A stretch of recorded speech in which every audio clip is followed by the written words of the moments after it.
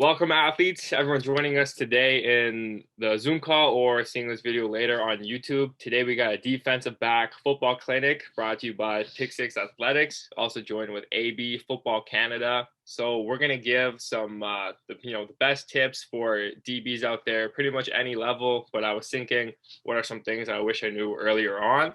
So kind of focuses top 5 tips for high school DBs. There's a lot of content in here, so make sure you got your notes. I'll be writing them on the screen. Got mine here. So it's kind of like a normal player coach football meeting. Just take it down in the notebook. And we got a lot of content today. So if you have any questions, feel free to just unmute yourselves throughout and ask them. If not, you can hold them to the end and we'll do Q&As there. If anyone has questions watching this recording on YouTube, wherever, just put them in the comments below and I'll be sure to get back to you as soon as possible. So, defensive back football clinic. And before we get into the 5 tips, we're just going to do a few basic slides to start with. So what makes a great defensive back? So we'll start with some physical attributes there. Of course, you got, there we go. You have size, which is kind of arguable for defensive back because you got smaller guys like Tyrann Mathieu, bigger guys like Jalen Ramsey. But, football players usually got some lean muscle on them. They're twitchy and have some decent size there. There's speed. Speed is really the name of the game for defensive backs. If you're really fast, then, you could afford to have a misstep here or there, or your technique to be a bit off. Plus, receivers, they're getting faster and faster, so we have to make sure that we keep our speed up. I'm just going to confirm you guys can see what I'm typing on the screen. All good. Thank you. So we have speed, like top end speed, and then there's also quickness, and I'll say agility, which relates to change of direction.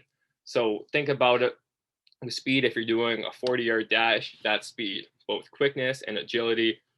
Think you're backpedaling, the receiver breaks, and then you have to get out of that break and sprint to where the ball is going to be.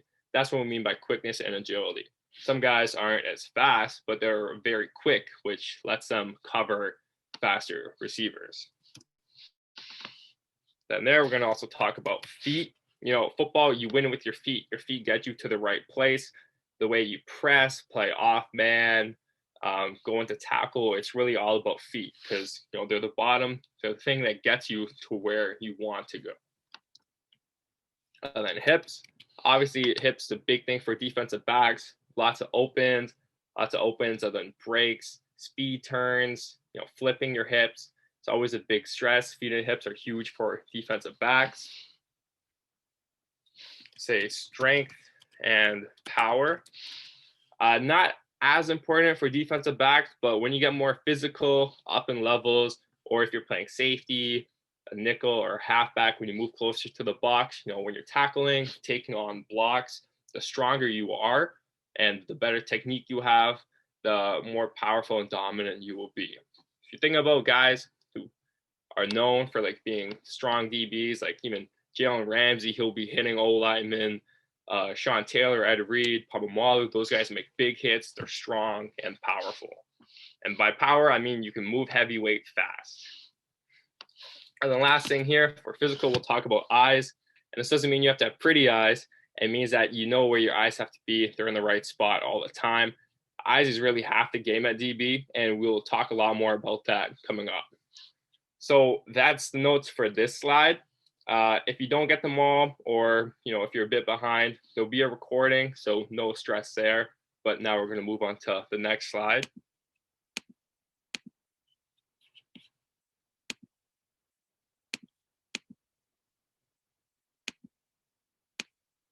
All right, here we go. Football intelligence. So what makes a great DB? Talk about physical. Now we're going to talk a bit about football intelligence. And what I'm going to start that off is film study, because the more film study and the more experience you have, the more you'll develop your instincts and just kind of know what's coming. It's a second nature, and you don't even have to think about it. So what goes into film study? We'll talk about offense, and receiver tendencies. Might have spelled that wrong, but whatever. So offense, receiver tendencies, studying the offense, understanding what they like to do, what type of team it is. Are they a power run team? Do they do a lot of read option? Do they like to just throw it up to their tall receiver? Then receiver tendencies. Understand who you're playing against, what he likes to do. How does he run his routes this way? How does he run his comebacks? Is he a speed guy? Does he push off or have any tendencies every time he's going to do an out route? Just things like that you pick up, one, from watching film, and then also during the game, your head's always going, understanding receiver just did 4 go routes, maybe next he's going to do a comeback, and just understanding that in film and through the game. A couple of tips for watching film would be study down and distance. So understand if it's, Canadian football, second and short, American football, third and short, like they need a first down. They just have to go a bit. Are they a team that likes to do slants? Do they just run the ball every time? Just helps you understand what's coming. So we got down and distance. We'll talk about position. So I'm a defensive back. I understand they're in the red zone. That means I'm going to expect some teams to do rub routes, which means, we're in man coverage. They're going to run really close to each other and try to pick us off, just like a basketball pick. Or if it's in their end zone, what are they going to try to do? Are they going to throw like a quick hitch bubble and just try to get some yards? Each team has their own tendencies there. Next, we'll talk about quarter/clock. So how much time's on the clock? If it's the end of the half, they're going to throw a Hail Mary. Do they have a lot of time? They're just trying to run the ball out. And if they're up, they're going to they're trying to stay inbounds to keep the clock running. So you want to tackle them out of bounds. And if they're down, they're trying to make a comeback or score at the end of the half, end of the quarter, whatever it is. They're going to try to get out of bounds to stop the clock. Now, each league has its own rules, kind of, but those are the main ones. They go out of bounds, or if it's incomplete, clock stops. So you want to tackle them inbounds when they're trying to score and you're up.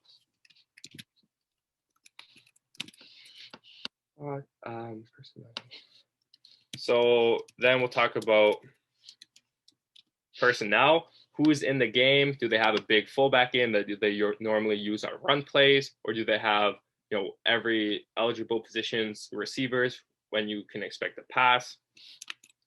And then last, we'll talk about score. It's kind of the same thing which I just mentioned with out of bounds, inbounds, but if they're down by a lot, maybe they're going to do some trick plays, double pitch, flea flicker, all of that.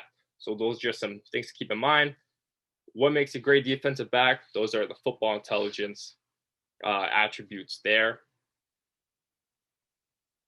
So yeah, that's for film. Then there's a couple else I'd like to talk about right here. So let's say nose job and playbook. If you know your playbook inside and out, then you're completely calm and tense situations. You can play at full speed. You have to understand your job and the player around you's job, your whole defense pretty much. If I'm corner, I know my safety is helping me inside, then I can move to outside shade, obviously if the play allows it, because I know where my help is, I know where I can play and different leverages to take. Know who's blitzing, all that.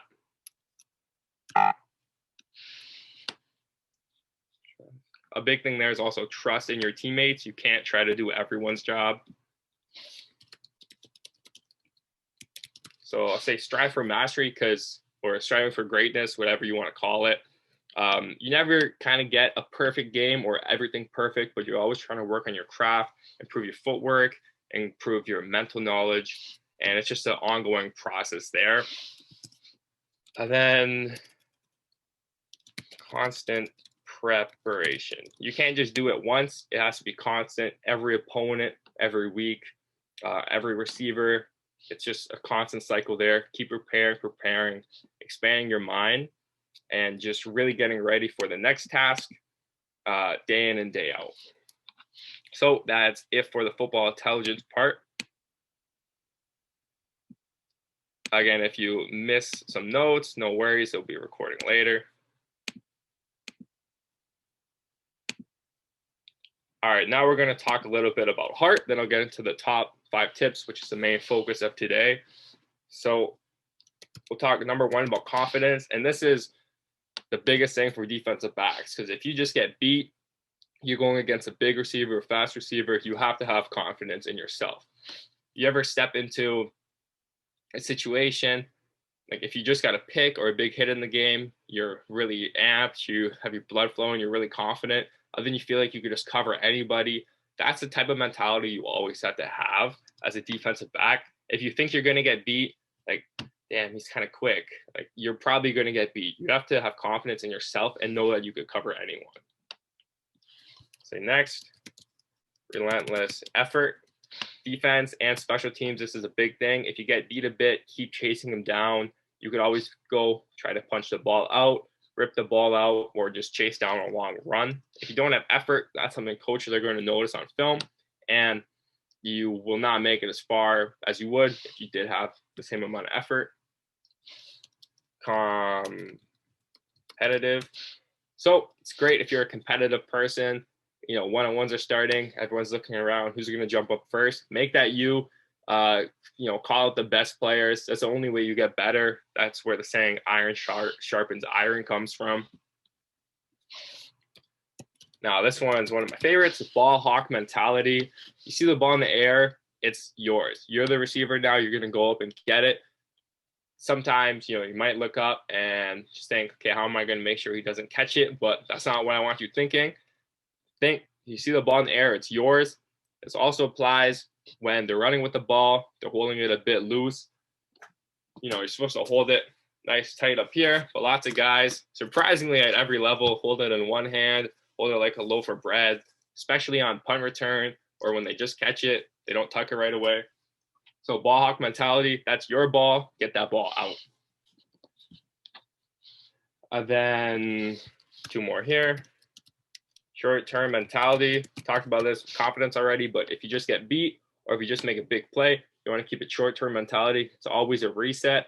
If you think, for example, football game, the score 21-14, you know, it's great, your team won by a touchdown, but if you think about it, it's only a 1-play difference. So if you get cocky or down on yourself and they pick on you, they get you the next play, then that could be the difference between a win or a loss. So you have to have short-term mentality and reset every play. Then the last one is grit. It's cold outside, you got hurt, your arm feels weird, you know, you got rung a bit. It's just grit. It's a part of football. You just got to push through it and just have the mentality it's war out there. Doesn't matter what pain you're in, you're just going to, you know, keep going at it, keep trying your best until the game clock hits 0.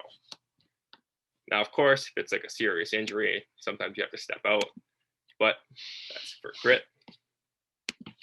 All right, so that is what makes a great DB. We had physical intelligence and heart. Now we're going to get into the main part of the presentation today. So tip number 1, what I wish I knew more about or learned in high school would be efficient footwork. And I got some video examples for all these tips, so we'll show you exactly what I mean. But like I already said, you win with your feet. If it's a tackle, coverage, getting off blocks, that's how you win it with your feet. You keep your feet moving. You need them to win. And then if you have efficient footwork, you're going to be faster. You're going to have the right angle towards the play so you don't miss the opportunity to get a pick and fall behind the receiver. It's really, that's where it all comes about footwork. And then we'll talk about energy. Also, if your feet are always, you know, pedaling, instead of just taking one step and going, it's just more energy throughout the course of the game. When you're efficient, less steps, you get to save your energy for when you really need it.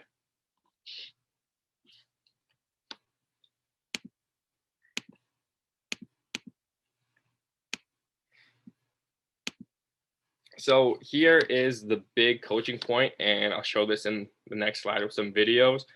This is a little screenshot from Queens football, our coaching points, and that's really where I learned this at Queens.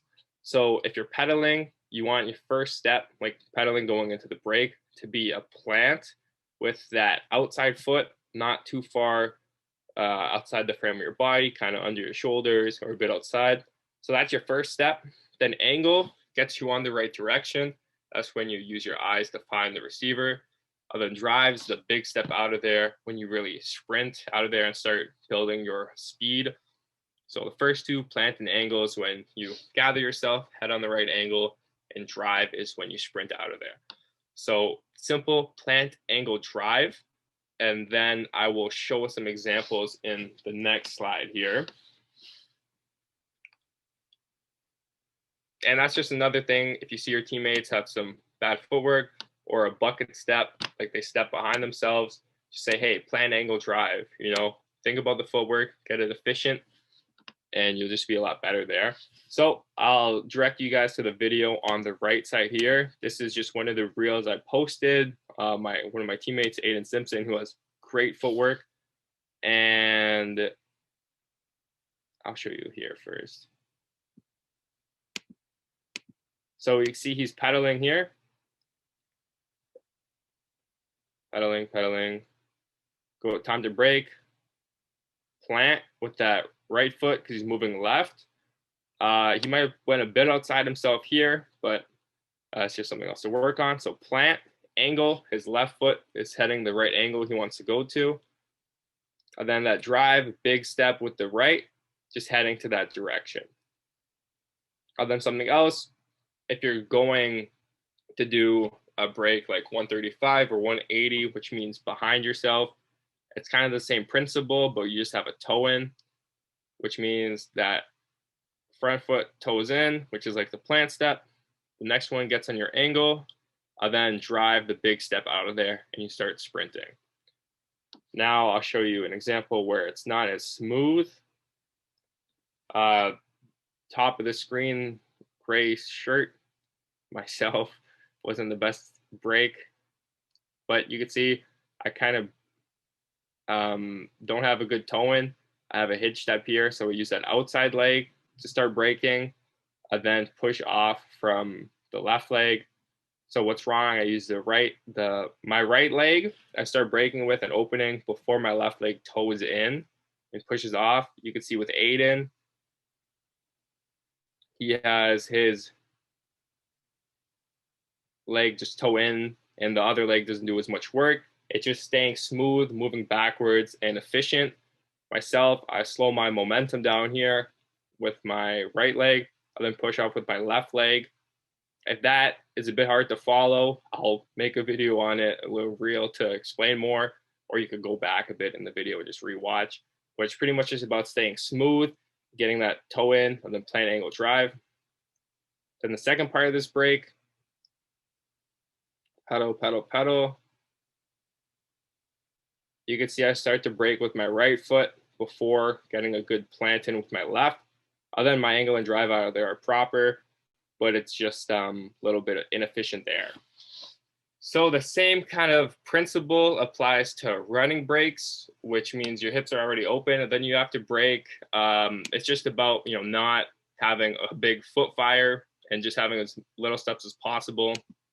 So you can see, just plant, hit the foot, get out of there, absorb, sink the hips, contact. I thought these were pretty good reps because there's not lots of like foot tapping and firing, which is wasted steps.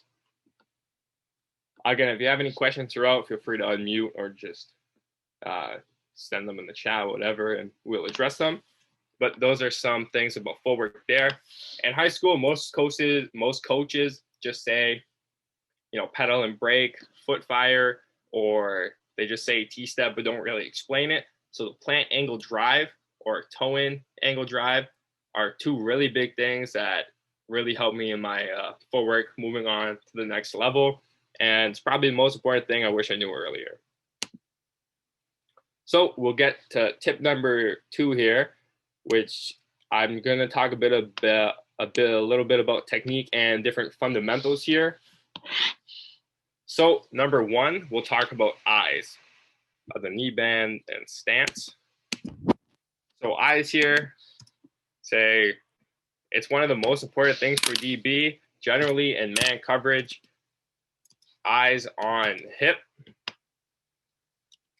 of the receiver. So you're staring at the receiver. And then a little thing, one of my coaches, Coach Cannon, told me was see ball thrown means you're going to see ball caught.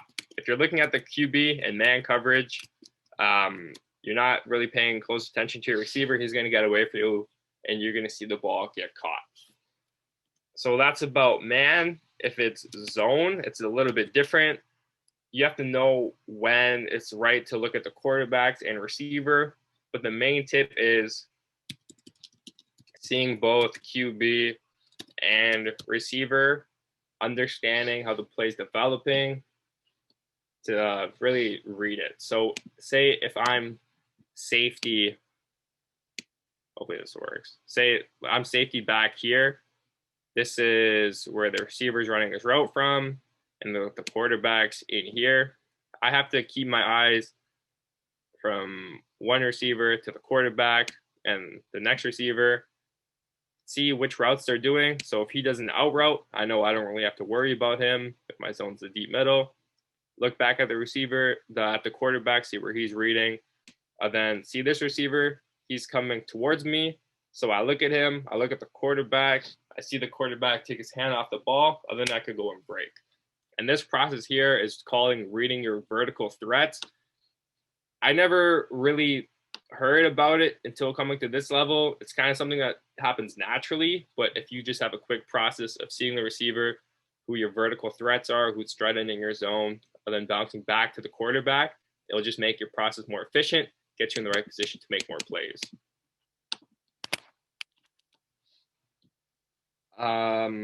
Then my big tip for this would be watching yourself on film, seeing how your eyes are, and if you're doing it properly. Sometimes people don't even notice until they see it on film. You're looking back for the ball too early.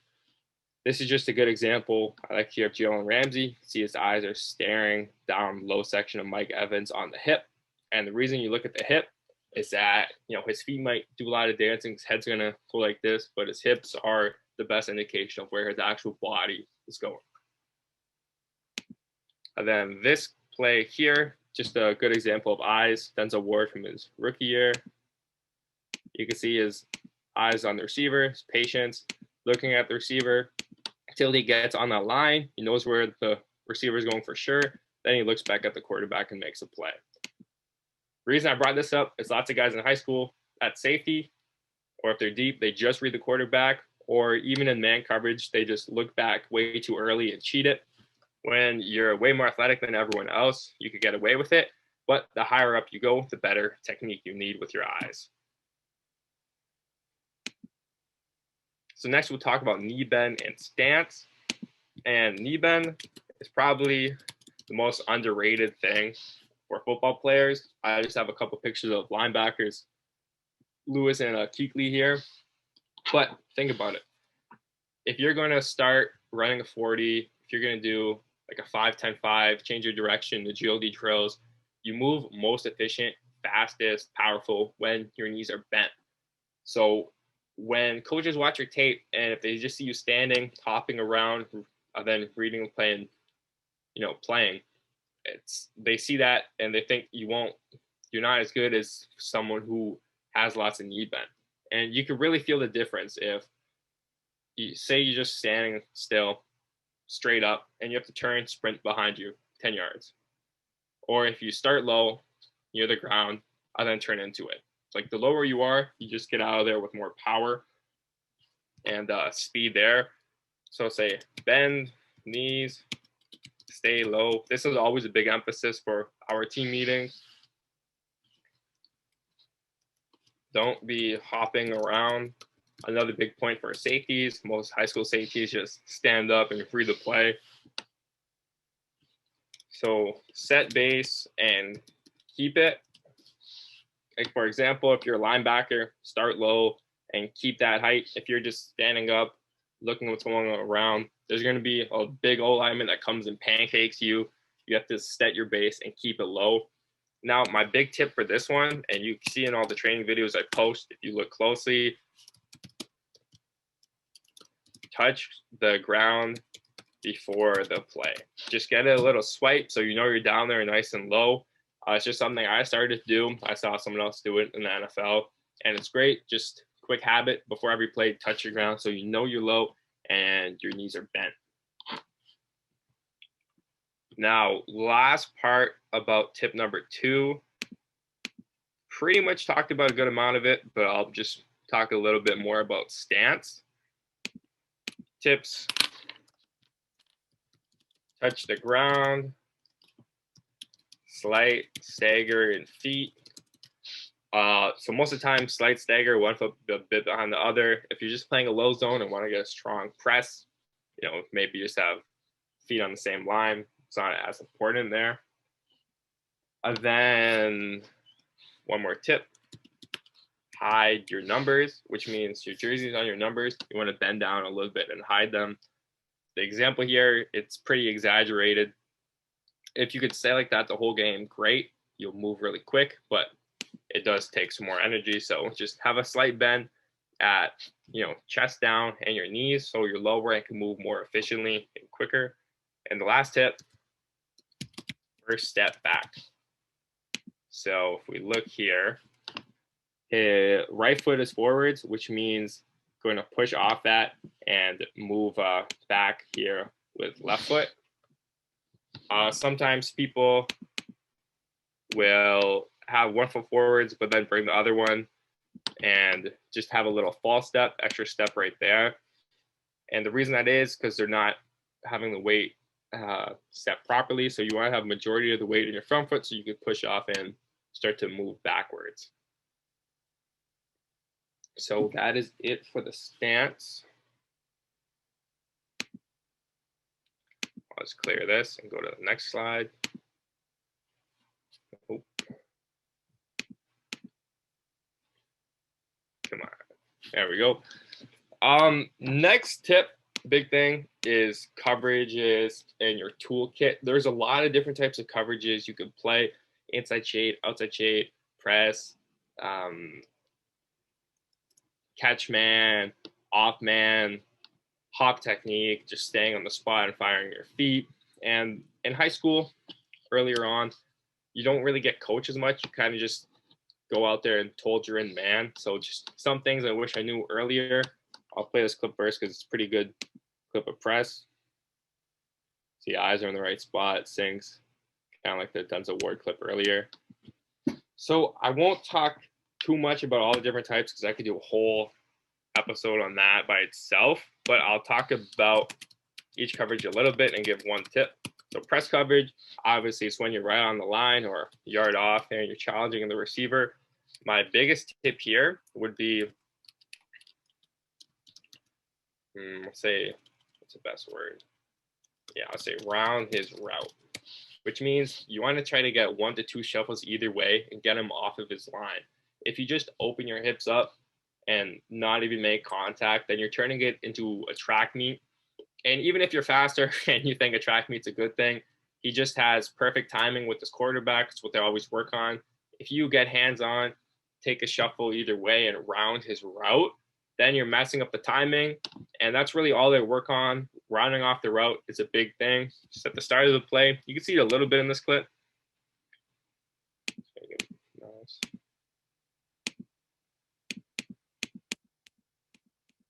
Pushes him a bit to the outside, just rounds the route. But ideally at the start, just a bit more physical and try to get him off of his line. So if he lines up right in front of you, just take a step to the outside, push him that way. Yeah, just big tip, round the route. So we'll talk about catch man next. And catch man is when you're a bit further off of the receiver. So everyone knows press man, catch man, say about 3 to 7 yards, and you're absorbing force, letting him eat up cushion. So you're letting him come to you, get hands on, catch him, not kill. So don't hit him really hard, but you're just absorbing his momentum, but then running with him there. And it's usually done out of a shuffle. because you're going slow, tempoing the receiver and just absorbing his momentum there. You see in this clip, it's a good example of catch man. DB is not moving back that fast, letting the receiver come to him, eat up the cushion, then get hands on and play the rest of the route from there. And the biggest tip here would be absorb. Absorb his momentum, move back calmly in your shuffle, have confidence in yourself. You're going to be able to run with him, get a hands on, and just flip, absorb into him, and keep running.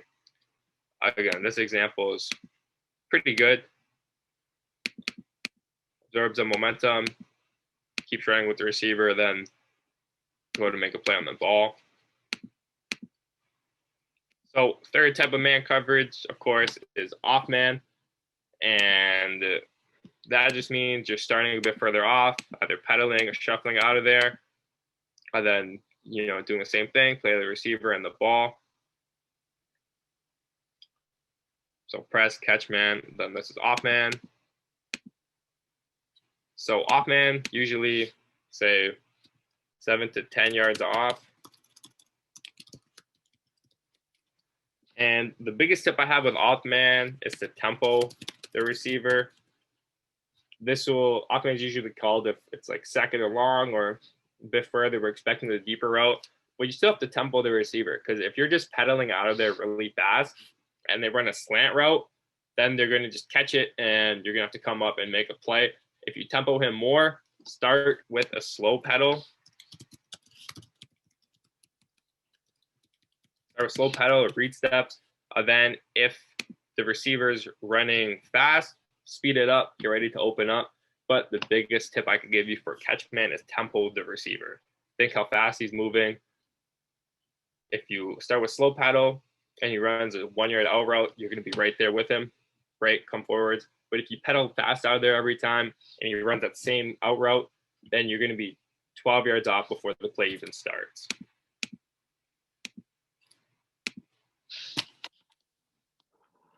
All right, so that is it for the man part of tip number 3. Now I'm going to talk a little bit about the zone part, and I'm going to open up the whiteboard for this. So just a little thumbs up if you see the whiteboard. I just do a little thing on it. Yeah. So just some different things I wish I knew. Obviously, you got cut coverage, hold coverage, just terms every team uses. And then cover 4s. See if we can do this quick. So we're going to say the star is one of the players. We're going to say this corner. I'm going to do Canadian football, so there'll be 12 players. Corner, half, safety, half, and corner. Actually, I won't even draw the middle guys, but, cut coverage. I'm sure this is things every high school runs, but just when the corner is usually low, the halfbacks are off, and then safety is also off. It's a cover 3 look. Full coverage is also cover 3 look, where you have the halfbacks low instead. So I'll draw it like this. Corners off, and then half is low, gets out of there, half low, gets out of there. And the safety's off, so that's another cover 3. And then cover 4s, there's a lot of different types. You could drop a linebacker, corners, halves, whatever it is. The main thing is that there's 4 defenders deep, and you're pretty much splitting the field. So it goes numbers, not the prettiest drawing, but numbers, hash, numbers. And it means pretty much the 4 defenders are getting to their landmark. So if it's both the corners, they get to the numbers. If you drop the safety this side, and then you drop, the halfback to this side. Cover 4s just means 4 defenders are deep and they're getting to their landmarks. So those are things that most high school DBs know. I'll just talk about a couple things now that I wish I knew. or things that'll help you move to the next level. And I won't spend that much time on this, but there's other type of coverages called match or read coverages. So say, for example, there's a 3 receiver set. We're all reading the 3rd receiver, which means the 3rd one from the sideline. So that's number 3. And corner, halfback, safety's back here. Then you could have linebacker here. So just one thing about read is that we read him, and then that decides what the coverage is. So say if he runs an out route, and teams can make up their own, but this is just the basic one, an out or a short route, that means we're going to play hold. So the halfback's going to come low, and then the corner and the safety will be able to play the 2 routes from these 2 if they go vertical. If they don't go vertical, there's other help around the field that'll take care of it. So that's just an example of match coverage. Something else I've seen teams do is reading, for example, it'll be like hold with the linebacker. It's kind of man on 2 unless one runs an in route. And you don't see this one as often, but you stay inside, run with 2. And then if one breaks off, then you come down and either make a big hit or pick the ball off. There's just different types of coverages like this, match and read coverages that are in place usually at higher levels to mix up the offense so they don't have a clear idea of what's going on. It's a lot about deception, mixing up press, catch, off, then also mixing up the zone coverages so the offense has to keep guessing and never really catch on to what you're doing. So that's tip number 3. 4 and 5 are a little bit quicker. Yeah, it's whiteboard. This is just a play I'll show you.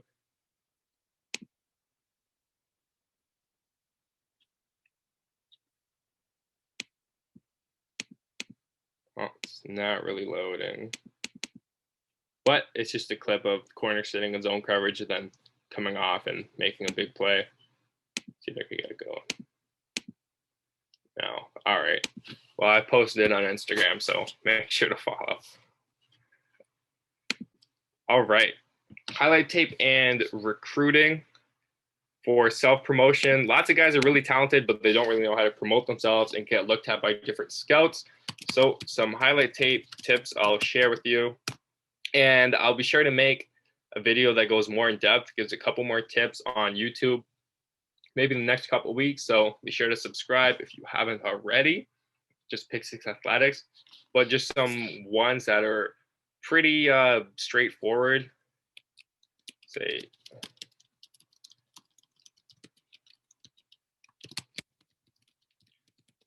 be easy to find and on social media too. So make the name, for example, Eric Colonna, highlight tape 2022. Easy to find. Coaches can search you up. Be easy. I said social media too. If coaches are looking for you on Instagram and your name has a bunch of like X's or dollar signs or that type of bullshit in it, like it's just hard to find. It might look cool, but the goal is really to be easy to find for all the coaches out there looking for you. And of course, link your highlight tape in the bio of your social medias. Tip number 2, best plays first. Organize all the plays. Put the best ones at the start, because when coaches are watching, tens of tapes a day, they might not get through the whole thing. So really catch as much eyes as you can from the beginning. Put the best plays first and show different things. What I mean by all of that, say open field tackles, man coverage clips, getting off blocks, high point the ball, say return specials. You're blocking someone to the ground. That looks great.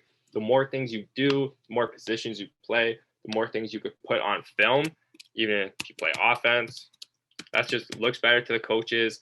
They understand that you understand how football works and that you have those skills. If you just have a highlight tape of hits and you're a DB, coaches might not know if you could actually cover guys or not. So just try to get clips of all that type of stuff in your highlight tape. And again, I'll make a video about this going a bit more in depth on the YouTube and not too long.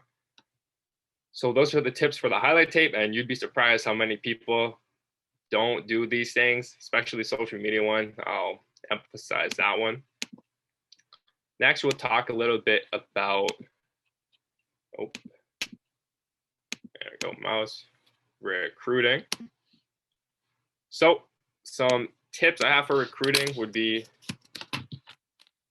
take control.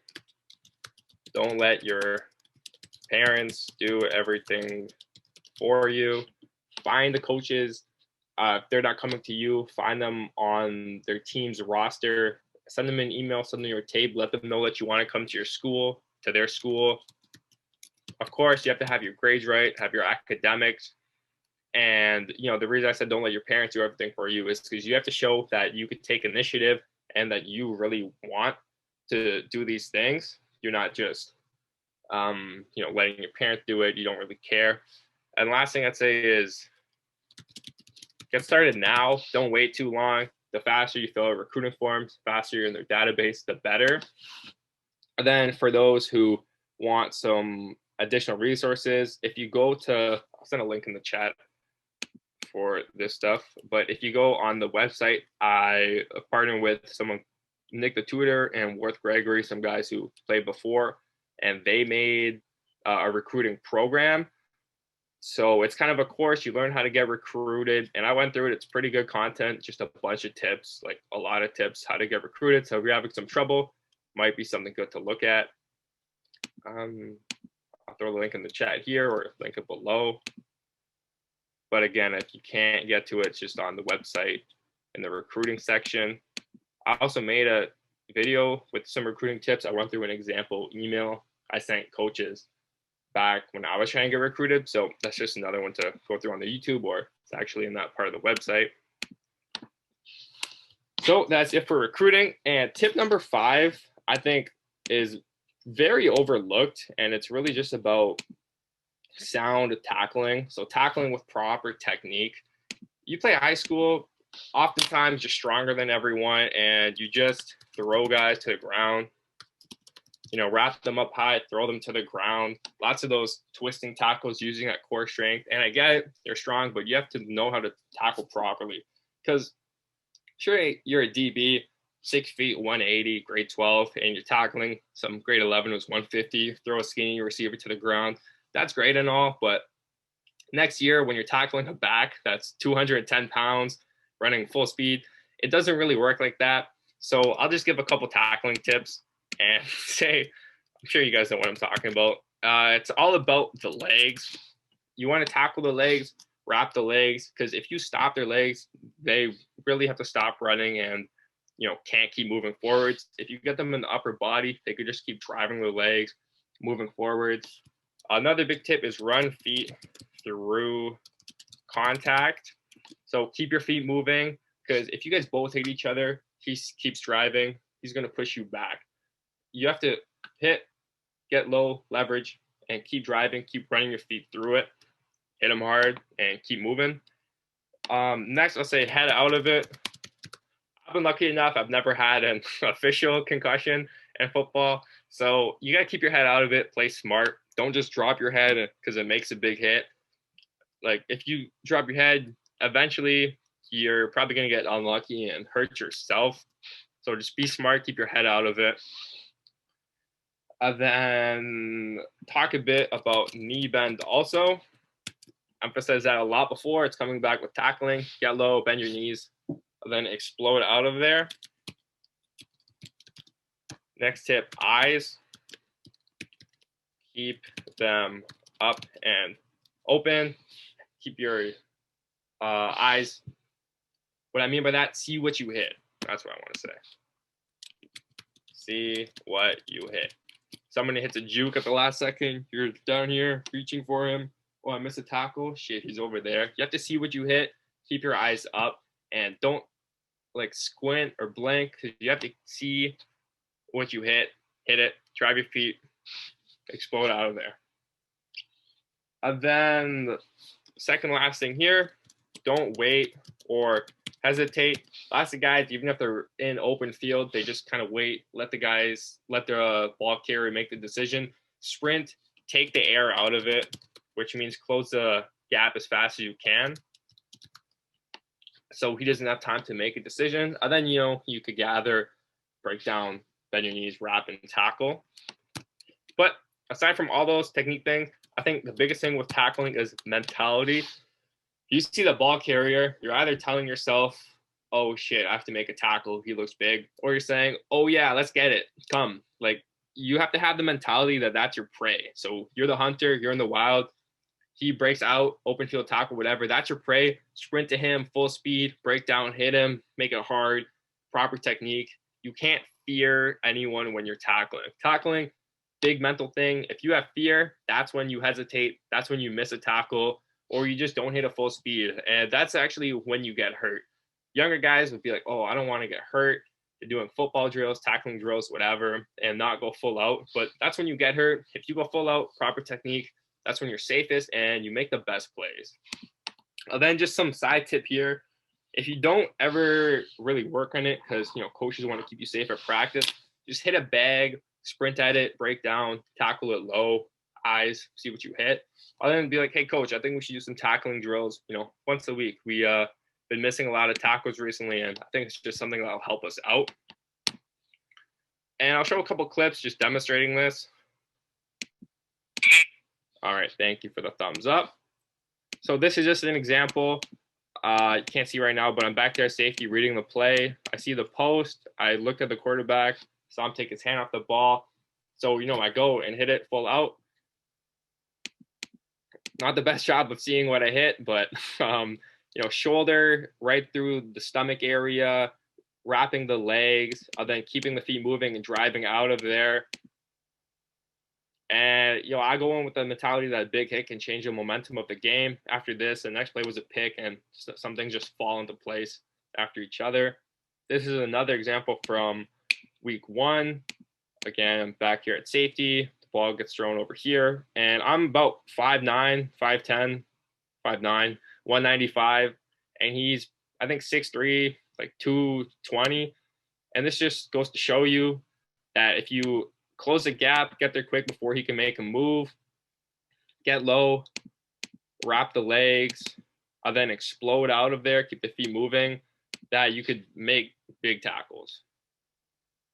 So, picked him up in this case, drop down for a little dump tackle, but low here, see, get the legs, explode through it, run the feet, and then drive.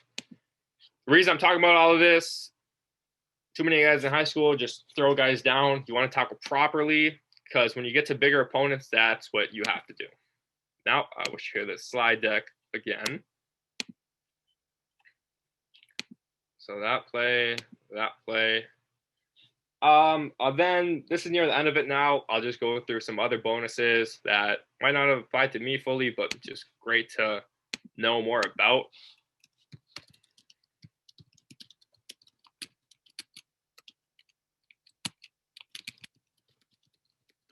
So for guys that may not have all the attention right out of high school, there are other options out there. Just ways you could keep playing football. So if you're in the US, I know JUCO is a big thing there, a couple of years before you go into college. Not everyone gets recruited heavily out of high school or isn't developed yet. They start playing later. So just a couple options here. Canada, which obviously I know more about. There's a Canadian Junior Football League. It's just football, but you don't have to be a student for it. There's CFL. Then the other big one in Quebec, hope I spelled this right, but it's called CJEP. And actually, one of my roommates did this. After high school, go play for a couple years in Quebec. It's kind of like school before college, after high school, kind of mixed in there. And it's high-level football. Most of those guys play next level. Some of them professional, like really good players out of there.